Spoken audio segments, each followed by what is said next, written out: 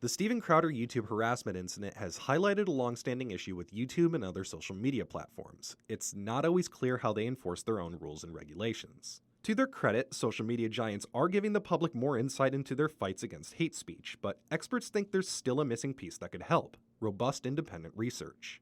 Social media transparency reports will already show you the scale of the problem. Facebook removed more than 2.2 billion fake accounts in Q1 of 2019 alone. Google, the parent company of YouTube, reported taking down roughly 2.8 million accounts between January and March of 2019, mostly for spam or scams. Twitter's latest report says it took action on over 600,000 accounts in the second half of 2018 for rules violations. According to Henry Fernandez, member of the Change the Terms Coalition and senior fellow at the Center for American Progress, today's transparency reports not only help the public understand how enforcement goes on behind the scenes, but also show watchdogs exactly where their efforts could be most useful. In Google's transparency report for YouTube, we learned that well over 90% of content is flagged by automated systems and not by individual users. Up until that point, for many of the civil and human rights organizations working on these issues, they were focused on how to build a more robust flagging operation and how to make sure that that flagging operation got the correct amount of attention. But it turns out that's a relatively small amount of the actual flagging that occurs.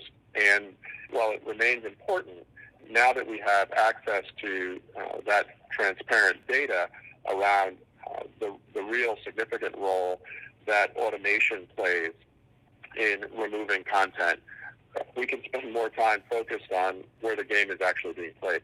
Fernandez notes there's a big caveat with that data, however. It's all self-reported. So right now we have to rely on what companies tell us. But if there was robust transparency on data about hateful activities, entire university departments could be built just to focus on answering what works for keeping internet platforms free of hateful activities. Academia is already studying the problem, and we've seen that an open platform gives good results. In 2017, researchers from Georgia Tech scoured Reddit. They were able to easily scan hundreds of millions of posts and comments to see how well the site's hate speech enforcement policy worked.